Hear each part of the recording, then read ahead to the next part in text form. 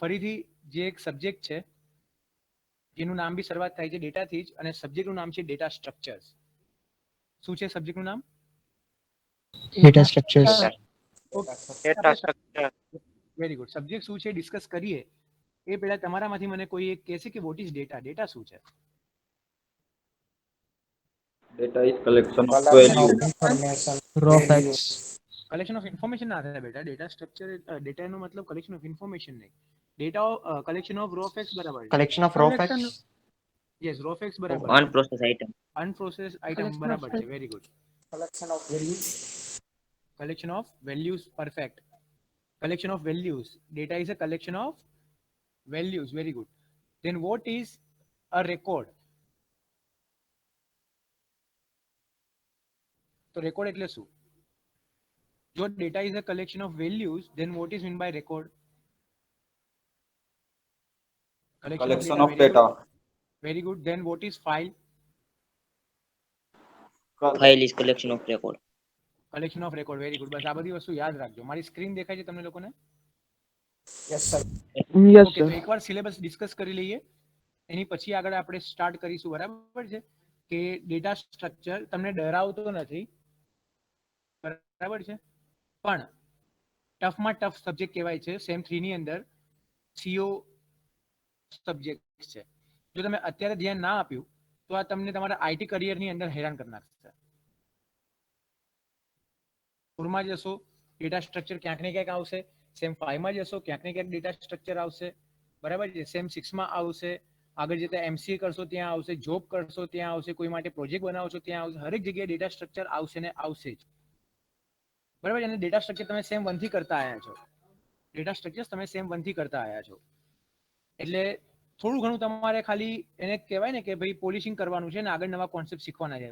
કેવી રીતનું? તો તમે એરે ભણ્યા હતા સેમ 1 માં 2 માં? Yes, sir. Yes, sir. ભણ્યા છો? પોઇન્ટર ભણ્યા છો? એની પછી લિંક લિસ્ટ ભણ્યા છો? બસ આ 3 થી 4 વસ્તુને Yes, sir. મર્જ કરીને આપણે નવા નવા કોન્સેપ્ટ આમાં શીખીશું ડેટા Yes, sir. સ્ટ્રક્ચર ની અંદર. તો એરે આવશે, લિંક લિસ્ટ આવશે, પોઇન્ટર્સ આવશે. આ બસ આ 3 વસ્તુનું જે મર્જ કરીને એક આખી એક સબ્જેક્ટ બને છે આપણો ડેટા સ્ટ્રક્ચર્સ. એ કોન્સેપ્ટ તમે સેમ 1 2 માં શીખી ગયા છો. આની અંદર તમારે એને ઇમ્પ્લિમેન્ટ કરવાનું છે પ્રોપર રીતે. તો ધ્યાન આપજો, બરાબર છે. ઇઝીમાં ઇઝી રીતથી હું ટ્રાય કરીશ તમને શીખવાડવાનું. તો એવી જ રીતે જ્યારે પણ હું કંઈ પણ બોલું, કોઈ પણ એક્ઝામ્પલ આપું, તમારે એક્ઝામ્પલને લખતા જવાનું, કાં તો તમારે ટોપિક કોન્સેપ્ટ લખતા જવાનું, જેથી તમને યાદ રહે એન્ડ ટાઈમે. તો સૌથી પહેલા જે યુનિટ છે એ છે ઇન્ટ્રોડક્શન ટુ ડેટા સ્ટ્રક્ચર્સ. કે અહીંયા આપણે જોઈશું કે ડેટા સ્ટ્રક્ચર શું હોય, બરાબર છે, કે કેને કહેવાય ડેટા સ્ટ્રક્ચર્સ, પછી કે એરે શું છે ને લિંક લિસ્ટ શું છે. આનું આપણે ઇન્ટ્રોડક્શન જોઈશું. હવે ઇન્ટ્રોડક્શનની અંદર કઈ કઈ વસ્તુ જોવાની છે? તો સૌથી પહેલા કે ડેટા. ડેટા એટલે શું? જે ઓલરેડી આપણે સેમ 2 માં ડેટા એટલે શું એ પણ જોઈને આવ્યા છીએ. હા કે ના? તો આપણે જોઈશું કે ડેટા શું છે. પછી કે ડેટા તો હોય પણ ડેટાનો કોઈ ટાઈપ તો હોય ને. Yes, sir. ડેટા કોઈ ટાઈપ નો હોય, એ પણ આપણે સેમ 2 માં જોયું તો કયો અલગ અલગ ટાઈપ હોય? Primary. નહીં, આમાં જોઈ નથી કહેવાનું. Primitive derived. Primitive. અત્યાર સુધી તમે કઈ કઈ અલગ અલગ ટાઈપ જોઈ? Float. Integer, variable. નહીં બેટા, આમાંથી ના જોવો. હજી કહું છું સિલેબસ ના જોવો. તમે અત્યાર સુધી જે ડેટા ટાઈપ જોઈ કઈ? ઓકે, પ્રિમિટિવ ડિરાઇવ્ડ તમે જોઈ. તો what is mean by primitive? Very good, very good, very good. Integer, float જે બાય ડિફોલ્ટ પ્રોગ્રામિંગ લેંગ્વેજની જોડે જ આવે, કે કોઈ પણ એક સોફ્ટવેર ડાઉનલોડ કરીએ એની જોડે આવે. ઇન્ટીજર છે, ફ્લોટ છે, ડબલ છે, કે સ્ટ્રિંગ છે, કે કેરેક્ટર છે, આ બધી શું થઈ? પ્રિમિટિવ ડેટા ટાઈપ, ઓર આપણે કહીએ એબ્સ્ટ્રેક્ટ ડેટા ટાઈપ્સ, બરાબર છે. પછી છે યુઝર ડિફાઇન્ડ ડેટા ટાઈપ. એનો મતલબ આપણી ખુદની કોઈ આપણે ડેટા ટાઈપ બનાવીએ. તમે સ્ટ્રક્ચર ભણ્યા, યુનિયન ભણ્યા, ઇનમ ભણ્યા, આ 3 જોઈ તમે અલગ અલગ? સેમ 2 ની અંદર સ્ટ્રક્ચર જોયું, યુનિયન જોયું, Yes, ઇનમ sir. જોયું હશે. તો આ 3 શું કહીએ છીએ આપણે? આને યુઝર ડિફાઇન્ડ ડેટા ટાઈપ કહીએ છીએ. એટલે આ આપણે અલગ અલગ જે પ્રિમિટિવ ડેટા ટાઈપ છે એના જ કલેક્શનથી બનાવીને આપણે ખુદના રિક્વાયરમેન્ટ પ્રમાણે એક નવી ડેટા ટાઈપ બનાવી દઈએ છીએ. એને આપણે કહીએ યુઝર ડિફાઇન્ડ. તો એ આપણે બંને આમાં જોઈશું અલગ અલગ ટાઈપની ડેટા ટાઈપ. પછી જોઈશું ડેટા સ્ટ્રક્ચર એટલે શું, એની ડેફિનેશન, અને ડેટા સ્ટ્રક્ચરને કેટલા અલગ અલગ પાર્ટમાં ડિવાઈડ કરવામાં આવ્યું છે એ આપણે જોઈશું. કે classification of data structure and detail of each classification, એટલે અલગ અલગ એને કેવી રીતે ક્લાસિફાય કરવામાં આવ્યું છે આગળ, અને એકદમ એની ડિટેલ્સ આપણે જોઈશું. ડિટેલમાં જોઈશું હરેક ક્લાસિફિકેશન. પછી નેક્સ્ટ આપણે જોઈશું કે એરે શું હોય, એરેની ડેફિનેશન જોઈશું, એરેને કયા અલગ અલગ રીતે મેપ કરવામાં આવે, બરાબર છે. અને પછી કે છે સ્પાર્સ મેટ્રિક્સ એટલે શું. તો આપણે 3 વસ્તુ અલગ અલગ જોઈશું કે આને રો વાઇઝ મેપિંગ કર્યું છે કે કોલમ વાઇઝ મેપિંગ કર્યું છે. પછી સ્પાર્સ મેટ્રિક્સ એટલે શું એરેની અંદર એ આપણે જોઈશું. પછી આપણે જોઈશું લિંક લિસ્ટ. ઠીક છે, આપણે કમ્પેરિઝન જોઈશું લિંક લિસ્ટ અને લિંક લિસ્ટનો એરે જોડે કે એરે ક્યાં સારું, લિંક લિસ્ટ ક્યાં સારું, એરે ક્યાં ખરાબ, લિંક લિસ્ટ ક્યાં ખરાબ, આપણે એકબીજાને કમ્પેર કરીશું. પછી આપણે અલગ અલગ ટાઈપના લિંક લિસ્ટ જોઈશું જે ઓલરેડી તમે સેમ 2 માં જોઈ ચૂક્યા છો. સિંગલ લિંક લિસ્ટ, પછી single circular, double link list and double circular. પછી અલગ અલગ ટાઈપના રિપ્રેઝન્ટેશન્સ આપણે જોઈશું લિંક લિસ્ટના કે લિંક લિસ્ટને તમારે રિપ્રેઝેન્ટ કરવું હોય તો કેવી રીતે કરી શકાય ડાયાગ્રામેટિકલી. પછી અલગ અલગ એલ્ગોરિધમ્સ જોઈશું. તમે એલ્ગોરિધમ સેમ 1 ની અંદર ભણીને આવ્યા છો, રાઈટ? Yes, sir. હવે બીજી વસ્તુ કે આખો સબ્જેક્ટ એલ્ગોરિધમ ઉપર જ છે. કેની ઉપર છે? algorithm. હરેક વસ્તુમાં તમારે એલ્ગોરિધમ લખવાના છે. હરેક વસ્તુમાં એલ્ગોરિધમ લખવાના છે. એની પણ તમને ટ્રિક શીખવાડીશ અલગ અલગ કે કેવી રીતે એલ્ગોરિધમ લખવાનો. જો એલ્ગોરિધમ લખ્યો તો એને તમે પ્રોગ્રામમાં કેવી રીતે કન્વર્ટ કરી શકો. એલ્ગોરિધમ લખતા નથી આવડતું, પ્રોગ્રામ આવડે છે તો એને તમે કેવી રીતે એલ્ગોરિધમમાં કન્વર્ટ કરી શકો. પછી ક્રિએશન કે કેવી રીતે આપણે ડબલ લિંક લિસ્ટ ક્રિએટ કરી શકીએ. જો આપણા સિલેબસમાં તમે સેમ 2 માં ઓલરેડી સિંગલ લિંક લિસ્ટ ભણીને આવ્યા છો તો અહીંયા શરૂઆત ક્યાંથી થાય છે ડાયરેક્ટલી?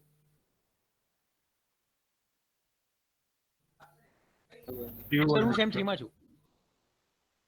ના, ગઈકાલ વાળી જ. આમાં આપણે ડાયરેક્ટ શરૂઆત કરીશું ડબલ લિંક લિસ્ટથી. તો ડબલ લિંક લિસ્ટને આપણે ક્રિએટ કેવી રીતે કરીશું એનું આપણે શું જોઈશું? એલ્ગોરિધમ જોઈશું અને એનું એક્સપ્લેનેશન. પછી ટ્રાવર્સલનો મતલબ થાય ડિસ્પ્લે કરવું, આખું રીડ કરવું. તો એ આપણે જોઈશું કે કેવી રીતે રીડ કરવાનું આખું, બરાબર છે. કે જે પણ આપણે બનાવ્યું છે એને રીડ કરવું હોય તો કેવી રીતે એ જોઈશું આપણે. પછી નેક્સ્ટ આપણે જોઈશું ઇન્સર્શન કરવું છે. તો ઇન્સર્શન આપણે આગળ કરી શકીએ એટલે કે લિંક લિસ્ટમાં ફર્સ્ટમાં કરી શકીએ, વચમાં પણ કરી શકીએ, કોઈ લિસ્ટની પહેલા, કોઈ નોડની પછી, કાં તો છેલ્લે એડ કરી શકીએ. એના આપણે બધાના શું જોઈશું આપણે?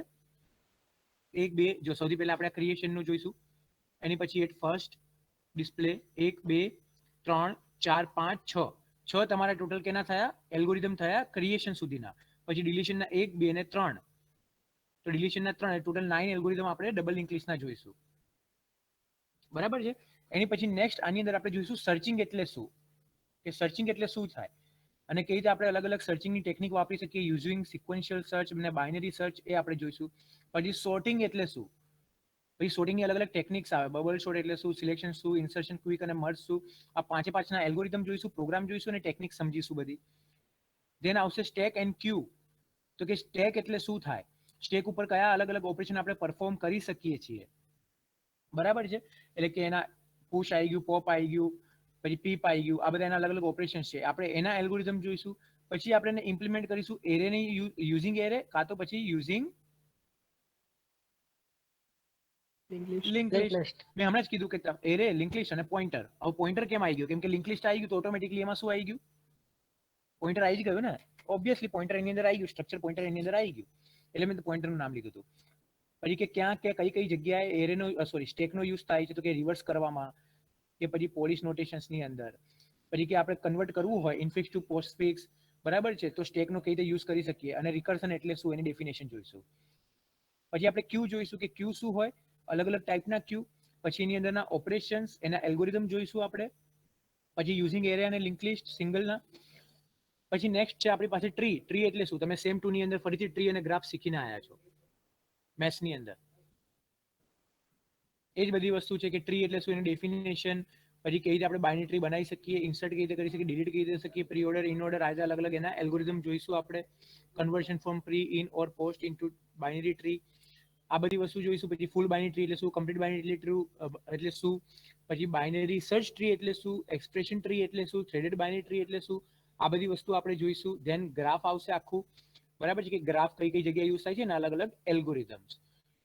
તો આટલી વસ્તુ આપણે ડીએસ ની અંદર કરવાના છીએ થિયરી, અને આનાથી થોડીક ઓછી વસ્તુ આપણે આની નાની કરવાના છીએ પ્રેક્ટિકલ ની અંદર, બરાબર છે. તો આપણે આટલો જે સિલેબસ છે એ કવર કરવાનો છે આ સેમેસ્ટરની અંદર, ડીએસ ની અંદર. અહીંયા કોઈને ડાઉટ આ સિલેબસમાં, પોઈન્ટમાં?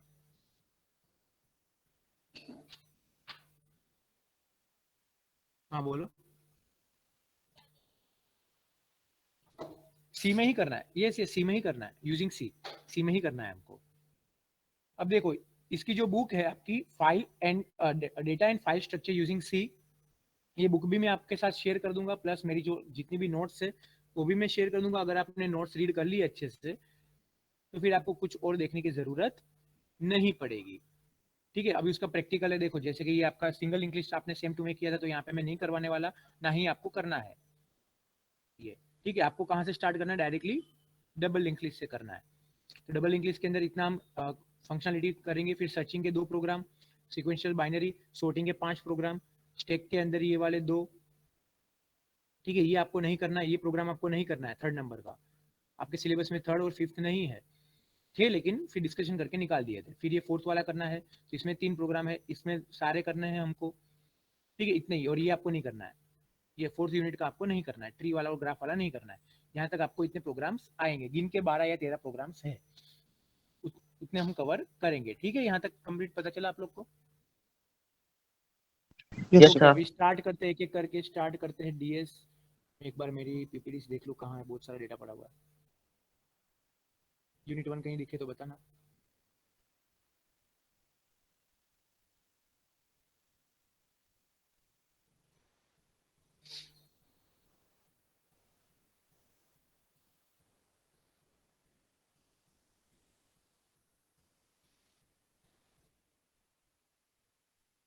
ओपन नहीं हुआ।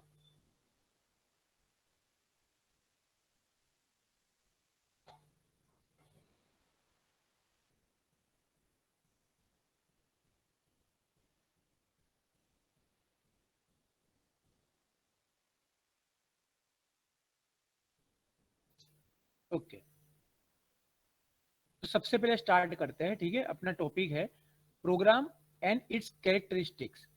सेम 1 के अंदर आपने क्या बनाया, सी के अंदर Program. प्रोग्राम्स। प्रोग्राम बनाया। Very good. सेम 2 के अंदर भी बनाया। तो प्रोग्राम क्या होता है, चलो आप में से मुझे कौन बताएगा what is program? Very good, boys में से क्या होता है प्रोग्राम? Set of instruction.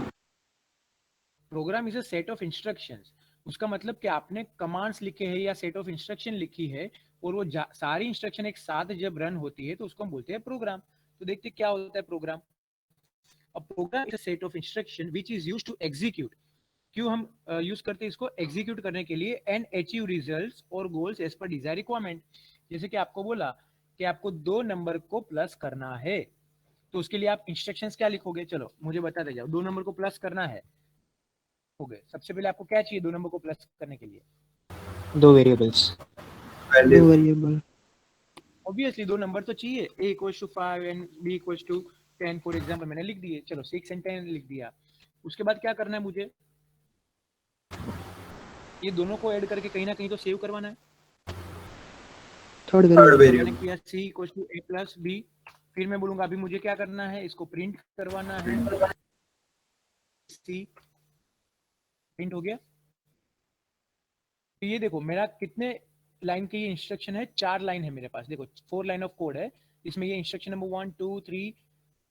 तो इसको मैं रन करूंगा, एग्जीक्यूट करूंगा, तो मुझे आउटपुट क्या मिलेगा? 2 नंबर का एडिशन। तो ये मेरा गोल था कि मुझे 2 नंबर का एडिशन करना है। नंबर क्या होंगे मेरे लिए? 6 होंगे, 10 होंगे। क्या देगा? आउटपुट देगा। तो उसको हम क्या बोलते हैं? प्रोग्राम। प्रोग्राम बोलते हैं। ठीक है, वेरी गुड। और मेन एम, अब देखो यहाँ पे फोकस करना, डेटा स्ट्रक्चर पूरा इस पे ही फोकस करता है कि हमारा मेन एम क्या होता है, is to design good program. कि हम अच्छे से अच्छा प्रोग्राम बनाना चाहते हैं, तो गुड प्रोग्राम की डेफिनेशन क्या हुई? जो करेक्टली रन होता हो उसको हम गुड प्रोग्राम बोलेंगे। Yes, yes sir. सर। जो इजीली जिसको हम रीड कर सके और समझ सके, वो मेरे लिए गुड प्रोग्राम हुआ। Yes, sir. Yes, sir. उसको हम डिबग इजीली से कर सके, अच्छे से मॉडिफाई कर सके इजीली। तो ये अलग अलग जितने भी नीचे लिखे हुए थे, ये गुड प्रोग्राम की डेफिनेशन थी। तो हमारा मेन एम हमेशा क्या होता है कि मैं अच्छे से अच्छा प्रोग्राम बनाऊं। चलो मैं एक बार टर्बो सी ओपन कर लेता हूँ।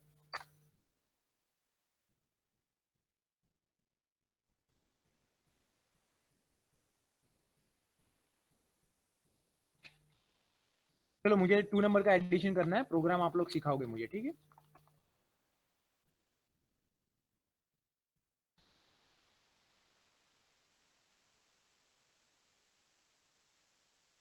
लिखूं मैं यहाँ पे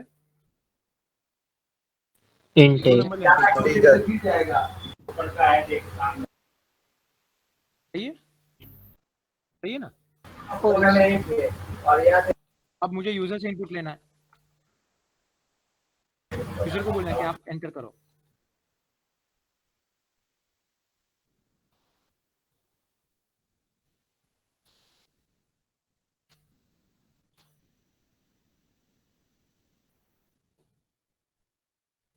ये आगे क्या होता है मैं प्रैक्टिकली आपको सिखाऊंगा कि n% क्या होता है, ये क्या होता है पूरा एक बार।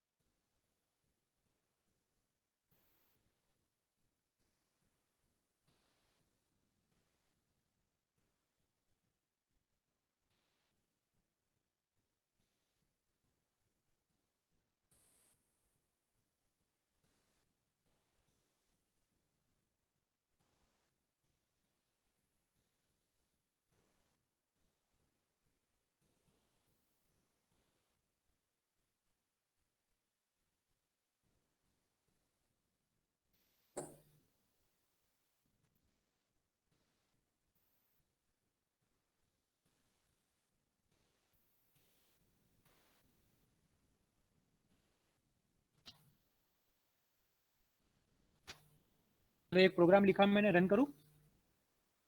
सर आपने कोनियो डॉटेश नहीं इंक्लूड किया। जरूर क्या है, जरूरी नहीं है। चलो 5 + 10 क्या आउटपुट आएगा? 15 सही से आंसर आया। Yes sir. तो क्या ये मेरा प्रोग्राम एक अच्छा प्रोग्राम हुआ? देखते हैं कैसे हो गया। Run correctly, yes sir. Run yes correctly. Sir. ये चलो आगे देखते हैं दूसरा एक चीज और। उसके बाद इजी टू रीड, क्या इसको पढ़ के हम समझ सकते हैं ABC? उसके बाद मैंने लिखा एंटर नंबर 1, तो फिर पता चलेगा यहाँ पे नंबर 1 का मैं स्कैनर पे थ्रू इनपुट ले रहा हूँ, फिर नंबर 2 उसका इनपुट ले रहा हूँ, फिर यहाँ पे C = A + B, कुछ एडिशन हो रहा है। Yes sir. अब लाइन बाय लाइन अगर कहीं पे एरर आती है तो मैं इजीली डिबग कर लूंगा, इतने अच्छे से लिखा हुआ है देखो, सब छूटा छूटा छूटा। तो फिर यस सर। अब इसको कहीं से मॉडिफाई करना हो तो मैं मॉडिफाई भी कर सकता हूँ, हाँ या ना? तो क्या ये मेरा अच्छा प्रोग्राम हुआ कि नहीं? क्या ये मेरा गुड प्रोग्राम है कि नहीं? Yes, sir. Yes sir. तो Yes, sir. आपका और मेरा मेन गोल क्या होता है? हमेशा एक अच्छा प्रोग्राम बनाना। लेकिन एक अच्छा प्रोग्राम होना ही सब कुछ नहीं होता। चलो यहाँ पे अब मेरा यू टर्न लगेगा। एक अच्छा प्रोग्राम होना ही सब कुछ नहीं होता। બરાબર છે? કેમ હું આવું બોલ્યો? આ ગુડ પ્રોગ્રામ તો છે પણ આ એફિશિયન્ટ પ્રોગ્રામ નથી. ગુડ પ્રોગ્રામ જોડે જોડે મારે કેવો પ્રોગ્રામ જોઈએ? એફિશિયન્ટ. હવે હું એફિશિયન્ટ બોલું તો એફિશિયન્ટ નો મતલબ શું? તો એફિશિયન્ટ નો મતલબ કે જે મારી મેમરી ઓછામાં ઓછી મેમરી યુઝ કરે. કેટલી મેમરી યુઝ કરે? અને ઓછામાં ઓછો મારો ટાઈમ રન કરવામાં લગાવે. તો હું આ પ્રોગ્રામને ગુડ પણ કહીશ અને એફિશિયન્ટ પણ કહીશ. અત્યારે પ્રોગ્રામ મારો ગુડ પ્રોગ્રામ તો છે પણ એફિશિયન્ટ નથી. તો એફિશિયન્ટ પ્રોગ્રામ કરવા માટે શું કરવું પડે? તો કે થોડું ડેટા મેનેજમેન્ટ કોન્સેપ્ટ લગાવવા પડે. શું કરવું પડે? ડેટા મેનેજમેન્ટ કોન્સેપ્ટ લગાવવા પડે. તો હવે જોઈએ કે કઈ જગ્યાએ જે ડેટા સ્ટ્રક્ચર આગળ તમને એની ડેફિનેશન બતાવીશ, પણ હવે તમને આ જ પ્રોગ્રામને હું એફિશિયન્ટ પ્રોગ્રામ બનાવીને બતાવું છું. આ અત્યારે કયો પ્રોગ્રામ છે મારો? Good program. Yes it is good but not efficient. હવે હું એફિશિયન્ટ બનાવીને બતાવું આ પ્રોગ્રામને. કેટલી લાઈન છે? 4. જરૂરત નથી. ચલો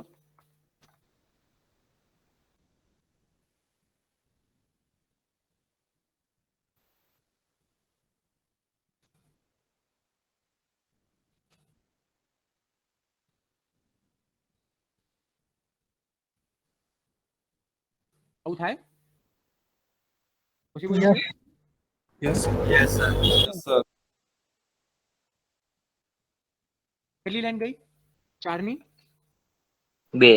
એટલે આપણે અહીંયા શું ઓછું કર્યું? કમ્પાઇલરનો ટાઈમ ઓછો બે. કર્યો. કમ્પાઇલરને રન કરવા માટે જે ટાઈમ જોતો તો 4 લાઈનને રીડ કરવાની, એની જગ્યાએ કેટલી વારમાં પત્યું? હવે 2 લાઈન. ઇન્ટીજરની મેમરીની જે સાઇઝ છે કેટલી, એક ઇન્ટીજર કેટલી બાઇટ રોકે, bytes, કેટલું કર્યું આપણે અહીંયા, A B અને C કેટલી ટોટલ બાઇટ્સ છે? 6 bytes. 6 બાઇટ્સ છે. જરૂર છે? હાલ એની પણ No, જરૂર sir. નથી, કાઢી દો, આની પણ જરૂર નથી. ચલો, addition of two numbers is, આપણે આવું કરી શકીએ છીએ, A plus B A direct plus B plus. Yes, sir. Yes, sir. થઈ ગયું? થઈ ગયું? કેટલી લાઈનમાં પ્રોગ્રામ પત્યો? 6.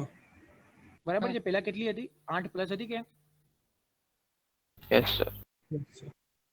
બરાબર છે. તો આ હવે ગુડ પ્રોગ્રામ જોડે જોડે કયો પ્રોગ્રામ થયો? Efficient. Efficient. એફિશિયન્ટ પણ થયો. કઈ રીતે એફિશિયન્ટ? કે આપણે અહીંયા મેમરી સાઇઝ પણ બચાવી. જો એક એક્સ્ટ્રા વેરિયેબલ આપણે જે જરૂર નથી છતાં યુઝ કરતા હતા, તેની 2 બાઇટ આપણે બચાવી લીધી.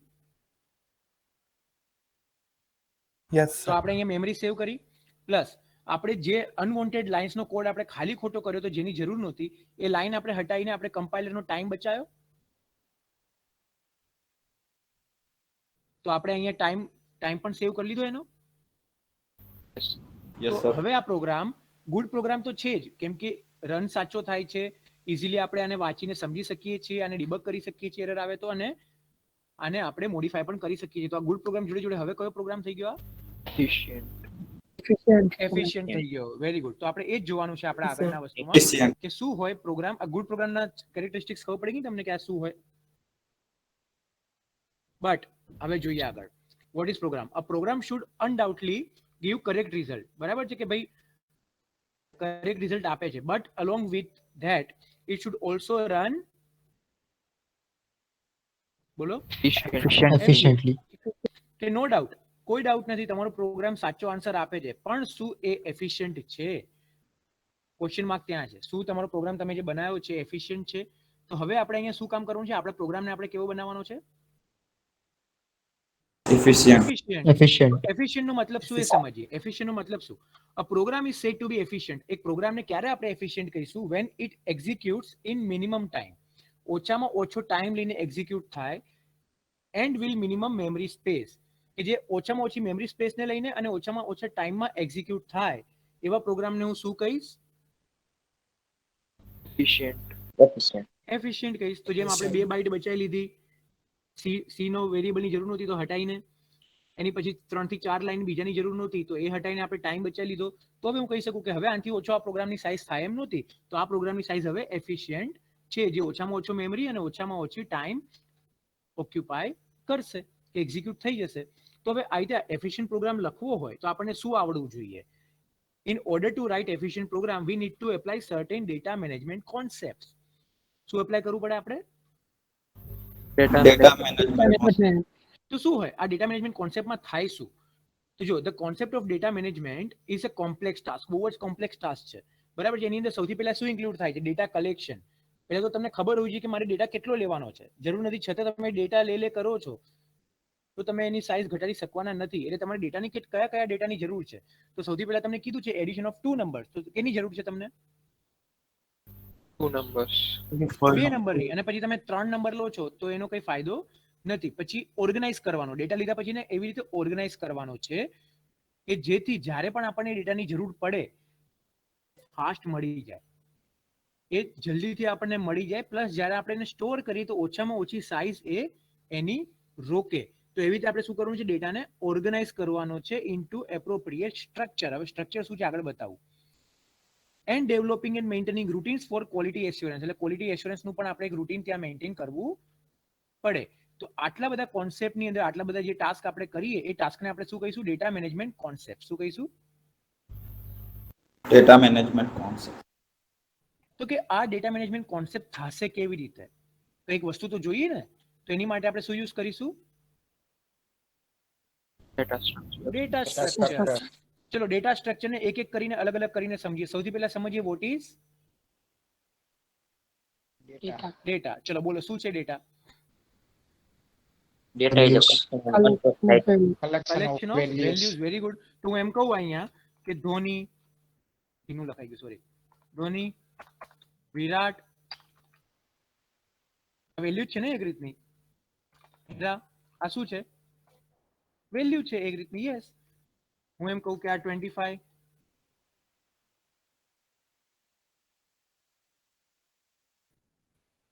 15. તો આને શું સમજશો? આ મેં સેમ 2 માં બી તમને એક્ઝામ્પલ આપ્યું હતું. આને તમે શું સમજશો?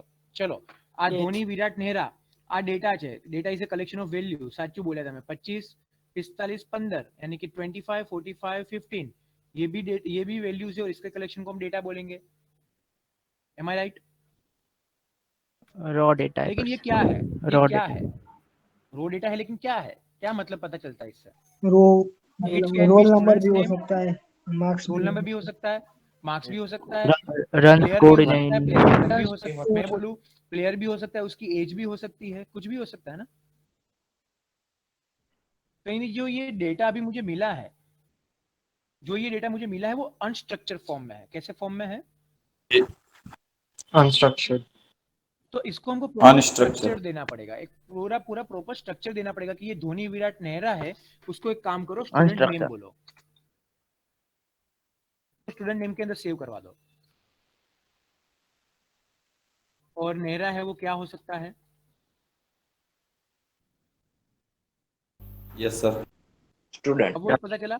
वैसे ये 25 वगैरह जो भी लिखा है, मैं बोलूं कि ये उसके रोल नंबर है. अभी कुछ स्ट्रक्चर लग रहा है. देखो, ये स्ट्रक्चर, अनस्ट्रक्चर को हमने क्या किया, एक स्ट्रक्चरल फॉर्म में कन्वर्ट किया. जैसे कि धोनी, विराट, नेहरा, उसको हमने स्टूडेंट नेम के कॉलम ले ली, उसके अंदर सेव करवा दिया. 25 45 15 उसको हमने रोल नंबर के अंदर सेव करवा दिया. तो ये हुआ डेटा और उसका स्ट्रक्चर, कि कौन से फॉर्म में, कौन से ग्रुप में आप डेटा को स्टोर कर रहे हो, वो स्ट्रक्चर. अब स्ट्रक्चर अलग अलग टाइप के हो सकते हैं. यानी अगर मुझे ये सिंगल सिंगल करना हो तो मैं ऐसा लिख सकता हूँ ना, केयर नेम. तो इसमें मैं क्या सेव कर पाऊंगा? एक ही कैरेक्टर कर पाऊंगा ना. लेकिन मैं अगर ऐसा कर दूं तो ये क्या हुआ? ये क्या है? What is this? String. Array. String. Very good, ये एरे है. मैंने बोला रोल नंबर, तो इसके अंदर मैं कितने रोल नंबर सेव कर पाऊंगा? अभी तक अगर मैंने कुछ भी नहीं लिखा तो 1. अभी 10. Very good. तो ये भी क्या है? Array. एरे. तो ये मैंने क्या बोला कि स्टूडेंट का नाम यहाँ पे सेव करो. तो यानी डेटा स्ट्रक्चर मैंने क्या यूज किया यहाँ पे? Array. एरे. मैंने बोला रोल नंबर कहाँ सेव करो? यहाँ पे सेव करो. फिर से मैंने डेटा स्ट्रक्चर कौन सा यूज किया यहाँ पे? एरे. तो अभी यहाँ पे जब भी हम डेटा स्ट्रक्चर की बात करेंगे तो स्ट्रक्चर का मतलब कि कौन से फॉर्मेट में, कौन से वे में, कौन से ऑर्डर में डेटा हमारा मेमोरी के अंदर सेव हो रहा है, उसको हम क्या बोलेंगे? स्ट्रक्चर बोलेंगे. क्या बोलेंगे? Structure. कि कौन से फॉर्मेट में, कौन से वे में हम उसको ऑर्गेनाइज कर रहे हैं, उसको हम बोलेंगे स्ट्रक्चर. जैसे कि एरे है, तो एरे का स्टोर करने का अलग से ही पूरा फॉर्मेट है, अलग से ही पूरा स्ट्रक्चर है. जैसे कि array index starts with 0 plus continuous memory location,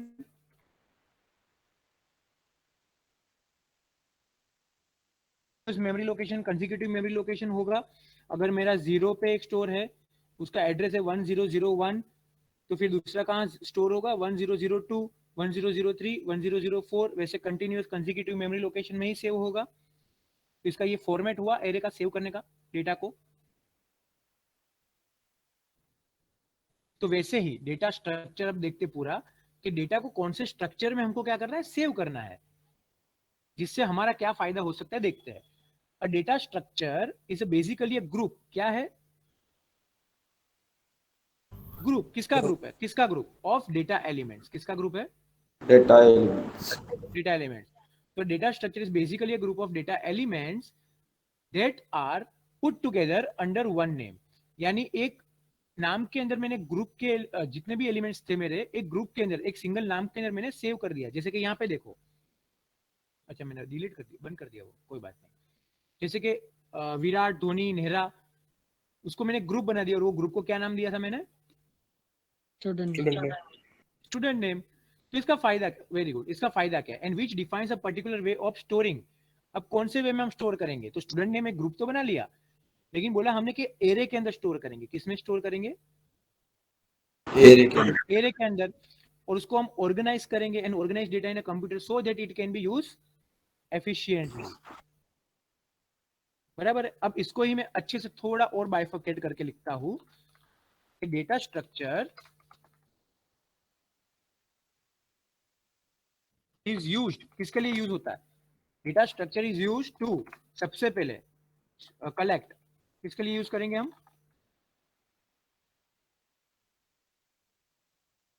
किसके लिए यूज करेंगे? डेटा एलिमेंट यानी लिखा हुआ है वहां तक पढ़ो। Data structure is used to collect collect, data collection के लिए। फिर स्टोर, फिर क्या करेंगे हम?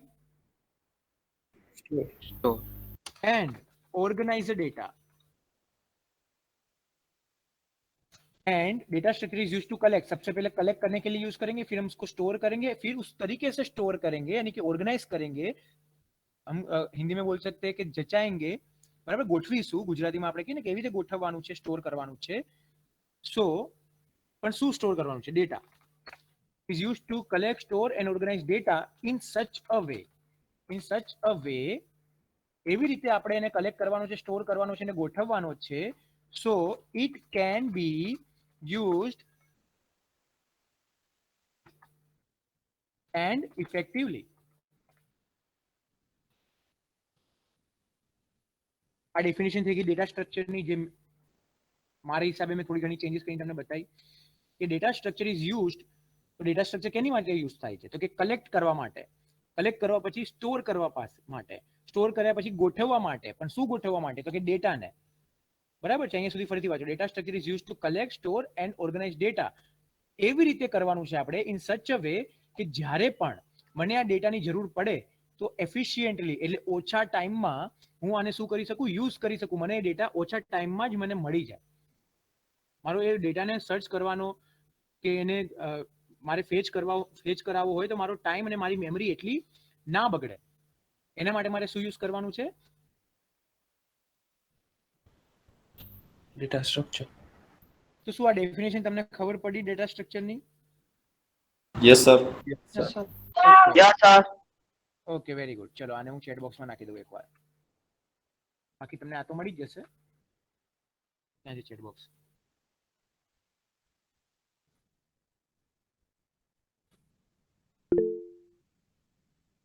જો કે data structure is basically a group of data elements. આ ડેફિનેશન યાદ નથી રહેતી, કઈ વાંધો નહીં, મેં તમને મોકલી છે એ યાદ રાખજો, ઇઝી રહેશે કે data structure is used to collect, store and organize data in such a way so it can be use efficiently and effectively.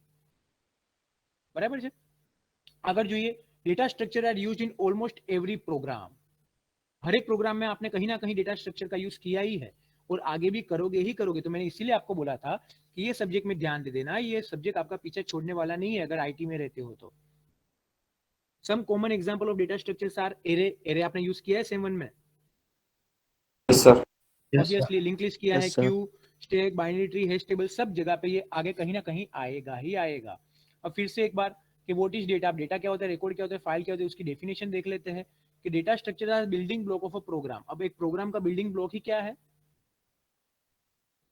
Data structure. अगर आपने प्रॉपर डेटा स्ट्रक्चर यूज नहीं किया, अगर आपने प्रॉपर डेटा स्ट्रक्चर यूज नहीं किया तो आपका प्रोग्राम गुड तो होगा लेकिन क्या नहीं होगा?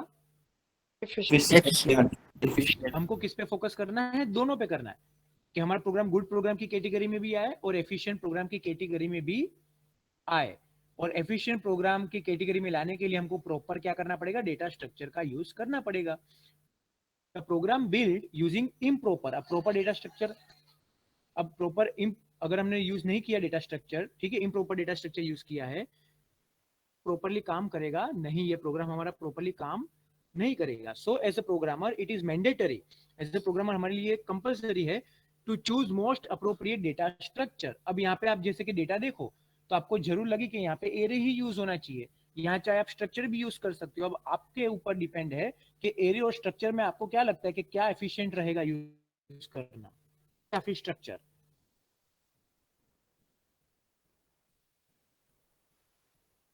दोनों।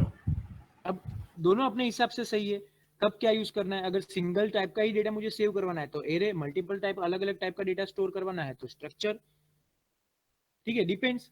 लेकिन आपके ऊपर होता है कि कौन सा डेटा स्ट्रक्चर कहाँ लगाना है। तो यहां तक पता चल रहा है आप लोग को?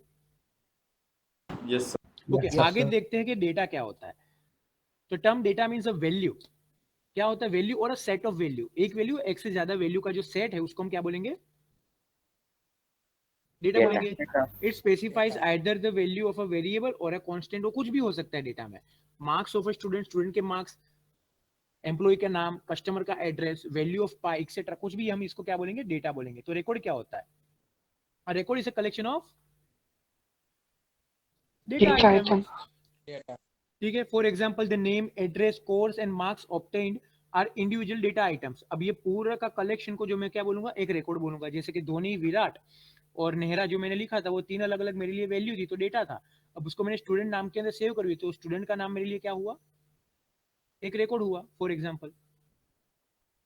अब ये सारी चीजें, ये जितना भी रिकॉर्ड है हम कहाँ सेव करेंगे, जितने भी रिकॉर्ड्स है मेरे पास वो कहाँ सेव करेंगे हम, एक फाइल के अंदर। तो file is a collection of related records. For example, if there are 60 student in a class, then there are 60 record. अगर 60 बच्चे हैं, 60 स्टूडेंट है, 60 स्टूडेंट्स है, तो 60 रिकॉर्ड्स होंगे मेरे पास, सबके सबका रिकॉर्ड होगा मेरे पास। यस, तो ये रिकॉर्ड कहाँ से होगा, all this related record are stored in a file. तो सेम 2 के सेम 3 के नाम से मैं एक फाइल बनाऊंगा, उसके अंदर मैं सेव कर दूंगा। Similarly we can have a file of all the employees working in a organization, a file of customer, a file of a supplier, कुछ भी हो सकता है। और वो फाइल के अंदर क्या होगा, कलेक्शन ऑफ रिलेटेड रिकॉर्ड्स। अब देखते हैं कि डेटा स्ट्रक्चर को आगे कैसे अलग अलग टाइप में क्लासिफाई किया गया है। ठीक है, डेटा स्ट्रक्चर को कैसे अलग अलग टाइप में क्लासिफाई किया गया है। तो सबसे पहला जो टाइप है वो क्या है, प्रिमिटिव डेटा स्ट्रक्चर। कौन सा टाइप है,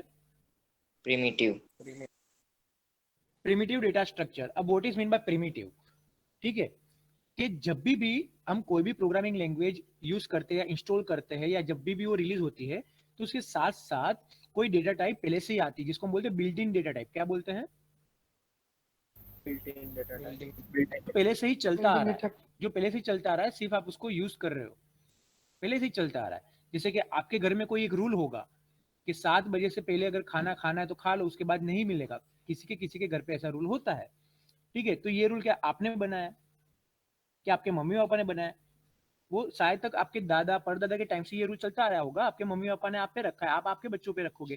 तो जब भी वो बोलते कि हम एक लेवल से चलता आ रहा है, तो प्रिमिटिव हुआ, ठीक है। वैसे ही इंटीजर, फ्लोट, कैरेक्टर, पॉइंटर हर एक प्रोग्रामिंग लैंग्वेज के साथ पहले से ही आ रहा है, आप उसको चेंज नहीं कर सकते। आप कभी इंटीजर की साइज चेंज कर सकते हो, अगर वो साइज आपकी डिफाइन नहीं की गई है वो प्रोग्राम के अंदर, तो आप चेंज कर सकते हो उसको, नो सर। नहीं कर सकते, वो पहले से बिल्ड इन है, ठीक है। तो वैसे डेटा स्ट्रक्चर जैसे कि इंटीजर हो गया, फ्लोट हो गया, कैरेक्टर हो गया, पॉइंटर हो गया, उसको हम कैसा डेटा स्ट्रक्चर बोलेंगे,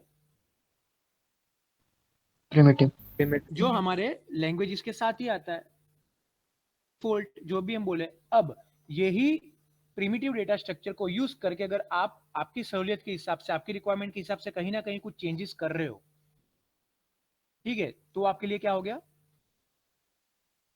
नॉन प्रिमिटिव डेटा स्ट्रक्चर, या हम बोलेंगे यूजर डिफाइंड डेटा स्ट्रक्चर, ठीक है। जैसे कि एरे, ठीक है, एरे कलेक्शन है। अभी यहाँ पे दो चीज और मैं और डिफरेंस बताता हूँ कि प्रिमिटिव के अंदर जब भी हम बात करेंगे तो सिंगल वैल्यू की बात करेंगे।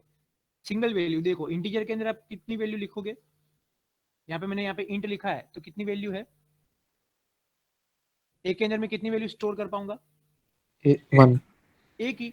फ्लोट अगर मैंने लिखा है ऐसे ही तो भी एक, कैरेक्टर के अंदर भी एक, ठीक है, इस तरीके से। लेकिन यहाँ पे जब भी नॉन प्रिमिटिव की बात करेंगे तो हम कलेक्शन की बात करेंगे, किसकी बात करेंगे, कलेक्शन ऑफ वैल्यूज की, ठीक है। तो array is a collection of multiple elements of same data type. Of same data type, multiple elements of same data type. तो यहाँ पे देखो एरे फिर से क्या हुआ, कलेक्शन हुआ, सिंगल नहीं हुआ। यहाँ पे प्रिमिटिव की बात करेंगे तो सिंगल वैल्यू की बात हो रही है, जब भी नॉन प्रिमिटिव की बात करेंगे तो हम कलेक्शन की बात करेंगे, ग्रुप की बात करेंगे। तो एरे एक ग्रुप हुआ, एक कलेक्शन हुआ।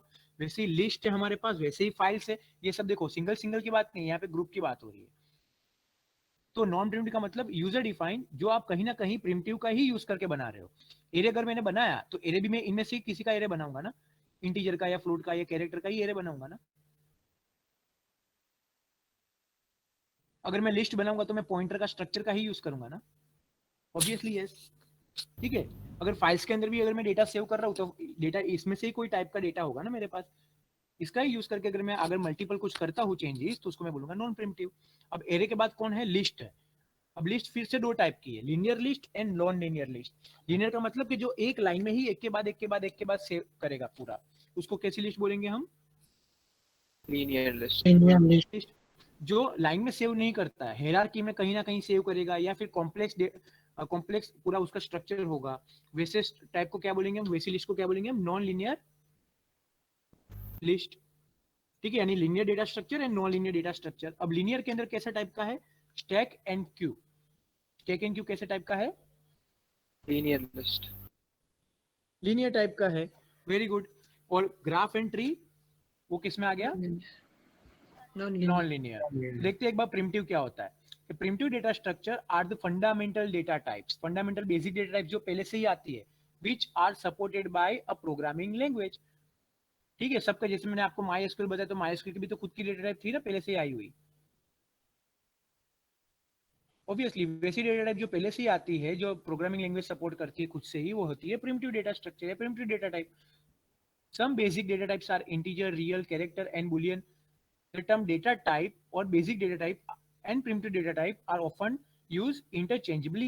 यानी अगर मैं डेटा टाइप बोलूं, या फिर बेसिक डेटा टाइप बोलूं, या प्रिमिटिव डेटा टाइप बोलूं, या फिर फंडामेंटल डेटा टाइप बोलूं, या इनबिल्ट डेटा टाइप बोलूं, वो सबका मतलब क्या होता है? सेम ही होता है। Am I clear?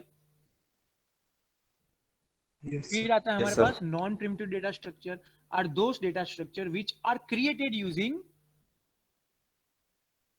Primitive data structure. Primitive. Obviously मैंने बोला ना कि इसका ही यूज करके हम बनाएंगे, लेकिन थोड़ा बहुत तोड़ मोड़ के अपनी सहूलियत के हिसाब से बनाएंगे उसको, लेकिन यूज तो हम उसमें भी क्या किसका करेंगे?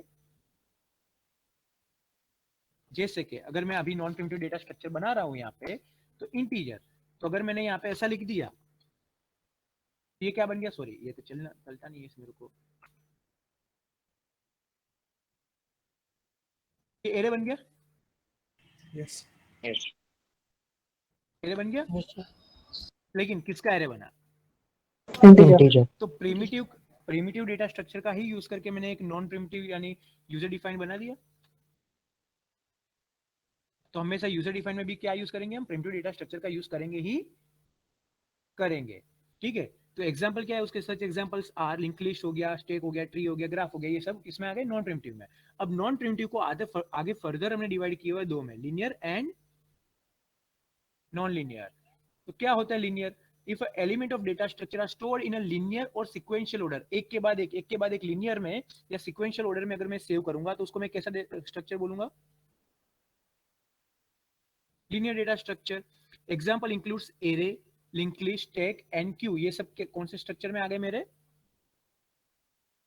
लीनियर में आ गए। Linear data structure can be represent in memory in two different ways. अब ये मेमोरी के अंदर भी टू डिफरेंट वे में रिप्रेजेंट हो सकते हैं। एक होता है सिक्वेंशियल मेमोरी लोकेशन के हिसाब से। देखो, one way is to have a linear relationship between elements by mean of sequential memory location. इसका मतलब क्या? देखो,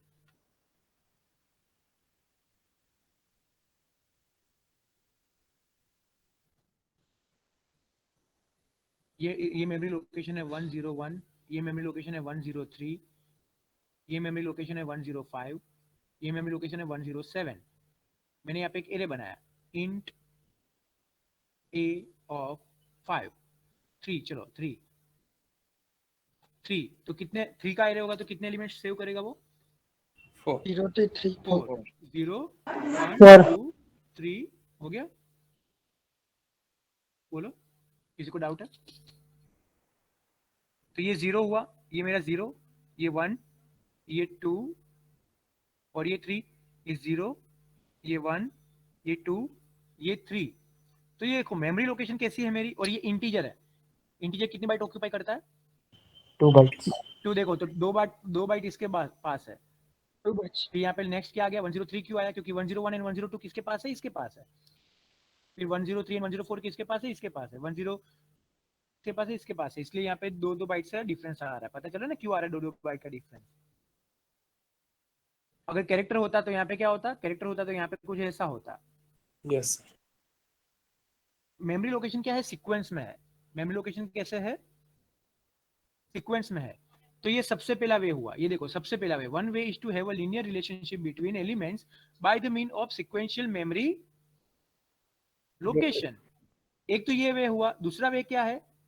लिंक के वे में कैसा, उसका मतलब क्या कि एक यहाँ पे सेव है, उसके बाद एक को लिंक किया मैंने कि दूसरा यहाँ पे सेव है, फिर तीसरा यहाँ के बाद यहाँ पे सेव है, उसके बाद यहाँ पे सेव है, एक लिंक दे रखी है जैसे कि लिंक लिस्ट में हम करते हैं। पता चला? Yes, ये sir. दो तरीके से हम लीनियर वे में सेव कर सकते हैं। तो नॉन लीनियर वे में क्या होगा, if a element of a data structure are not stored in a sequential order, अब सीक्वेंस ऑर्डर में सेव नहीं होगा तो उसको हम क्या बोलेंगे,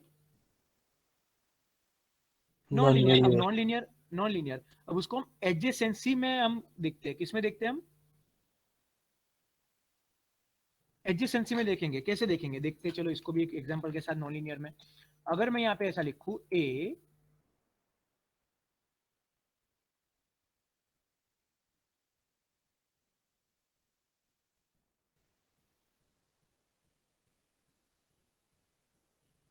तो क्या आप मुझे बताओ कि ए के बाद मैं कहां जाऊंगा, बता सकते हो ए के बाद मैं कहां जाऊंगा? बी पे भी जा सकता हूँ, सी पे भी जा सकता हूँ, सीक्वेंस नहीं है। अगर वो लीनियर होता तो मुझे पता होता कि ए के बाद मैं कहां जाता, बी पे ही जाता, फिर सी पे ही डी पे ही जाता, लेकिन अभी पता नहीं चल रहा है। देखो सीक्वेंस में स्टोर नहीं हो रहा है, नॉन लीनियर है।